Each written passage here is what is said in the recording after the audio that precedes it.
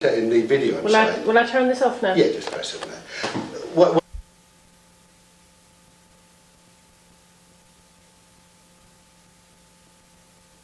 Photography as we know it is finished, because these things, you just point them anywhere. There's no need to worry about light meters, light, anything. You know, it's so. I must tell you before you start. Yeah. Maybe you can go on. No, go on. You go on anyway.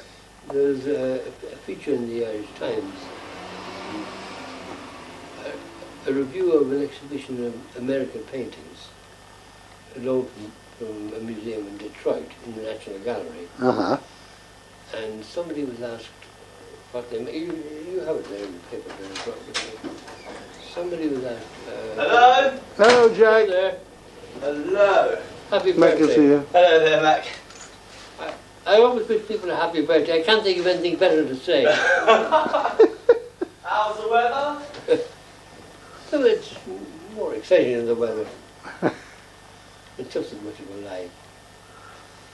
What was I about to say now? About Detroit, that exhibition in Detroit. Oh yes. Somebody's, I think the critic himself said that the main impression one got from it, I should tell you that it's from about 1860 to 1920.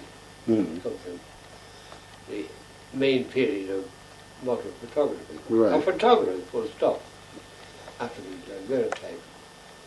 And what was the point now I was getting at? Where am I? Oh yes, the main impression we get is of space in landscape. Space which you don't get. You don't get a feeling for space in European landscape, in Dutch landscape, in English landscape painting. It's cozy. It's cozy. It's contained.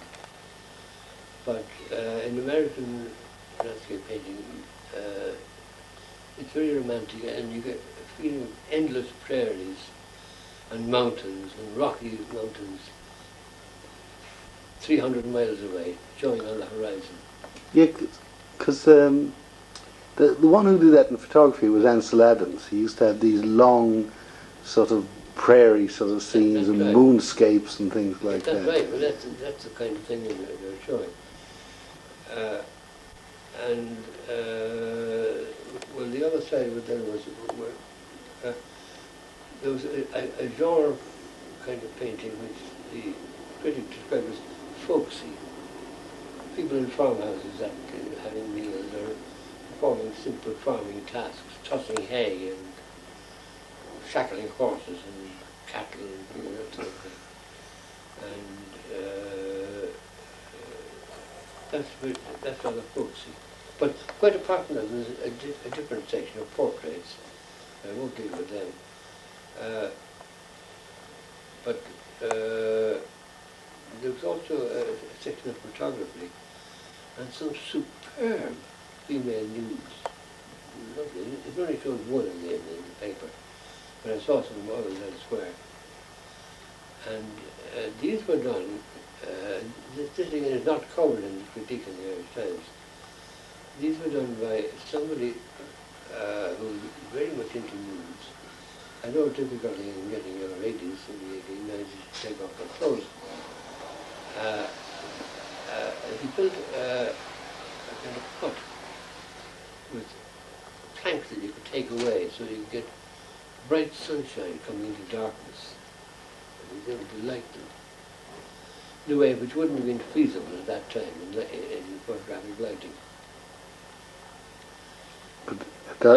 And so on a bright summer's day, sat someone down, and he took away a plank here and half a plank there, and you got a light and a counter light and light shining on a breast or on a shoulder, which is ingenious.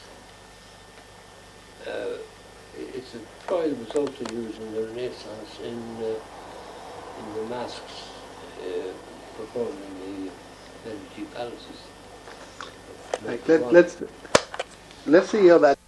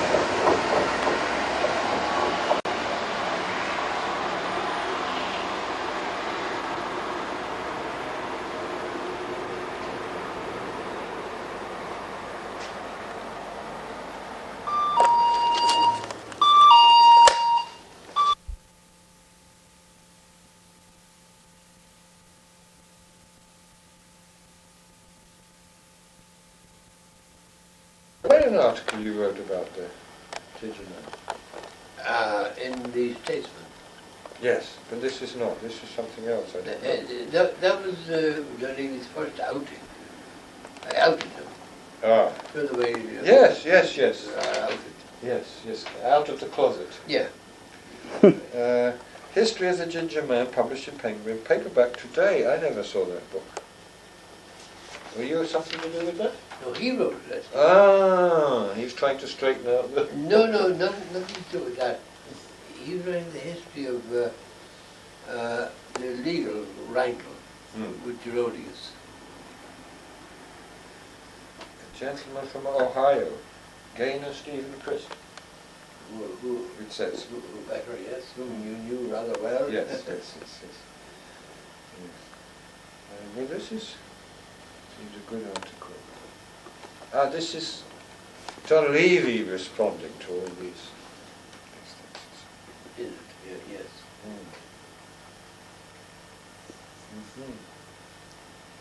Mind you, he always speaks very well of you, Mac Dunleavy. I must say, I've never, in print anyway, I've never seen a critical word. Come think of another way. No, he always speaks very highly of you, and recognises your place as the as Macdoon in the Ginger Man. Has he? Mm. Yes. Well, somebody might, but nobody else too. The next question of the identity of the hero. Well, I must admit, I always thought that sort of portrait of you as Macdoon is very, very like you. You know, he does get you off. I wanted to ask, is that Brendan? That's Brendan, and that's It is Mac. Brendan. And the little head and you see that little head right on the edge. That's Mac. Down here? No, the other side. Put your finger. That's it. That's Mac. There? Yeah, Oh, young Mac. young. With Brendan and various other people. Well, is that a photograph? It's just a photocopy of the photograph. Have you not seen the book, Michael? Which book? This history of the Ginger Man and that. No. I've got them all upstairs. Oh. I'll have to find that. Well, we have English bookshops, you know, Yeah. in Brussels. Now that's familiar. That's one of his reliefs. That's out of Joyce, yes. It's someone in some woods or nettles. No, that's from the Beckett thing, looking for the stones, isn't it? Mac? Oh, okay. You know you know the one where he's crawling, it's crawling through the wood. What? Malone dies. Ah, Yeah. okay. Malone dies. And But Mac, all those reliefs on the wall have a theme, haven't they? Yeah. Oh, yes. I mean, the Beckett one, and of course the Bonnard one. Is that sort of homage to Bonnard, or the bathroom. you know the bathroom one? Yeah, the bathroom one. In the bath. Yeah. I call it homage to Bonnard, yeah. I was helping Skinner, she needed help getting into the bath, or out of the bath, I think. Mm-hmm. And as I was waiting for her, and her last lunge around, I said, I'm in the middle of a living Bonnard, you know. Mm. The sun was coming in the window in the afternoon, and at that time I was fascinated by bodies in coffins, mummies in sarcophagi, and just one about which is hanging on the wall somewhere, about Hans Andersen's story about robbing, a trust tomb robbing. I don't know that. When it's there, God was to his lips. Yes. And so then she wasn't the bath, so I did her in the bath. I did a quick sketch. Mm-hmm. She complained bitterly that there wasn't enough water in the bath. Well, I'm going to put the death masks in private eye as you suggested. Oh, right, there we go. I won't bother you. English. It was a paralysed Kieran thing. When Rafferty was a poet, Hmm. and he had to be a beggar singing songs. And he was ashamed of that. He had no patron. He was troubling must be the last patron. Kieran just yes. And he wrote a poem about it. And in the poem he says, Mr. Rafferty, Fila. At that time he was singing a song, and at that time people who sang songs in pubs and reaching away across any coppers would turn into a corner, a wall, and sing into the corner. Was this shyness or No, a pretend? What people could hear. Oh, Get see, the sound. what, the sound come... I never So heard you of didn't that. face people if at all possible when you were singing a song. Uh-huh. And the song would be an old poem in Irish. And hence the word, Michel Rafferty, and then you have the filler, a poet. I am Rafferty, poet, not a musician. Here I am, such is my state. I am singing songs into an empty wall, empty pockets. That's how the poem Yeah, Paddy Kavanagh would have agreed with that, wouldn't he? He wouldn't. Paddy's, do you remember that lovely line in that film we had about him where he says they thought a great deal about the poet but they never thought about the poet hating. Yeah. Well, Kieran had, there he is in Brighton, unaware of the fact that he got a lecture from Liam O'Flaherty 2 years before O'Flaherty died. Because he was supposed to be from the Aran Islands, but I've heard something to the contrary that he wasn't quite an Aran Islander. Well, if his name was Flaherty, he must be far away from there. No. Because that's O'Flaherty country, in Mayo. Clip.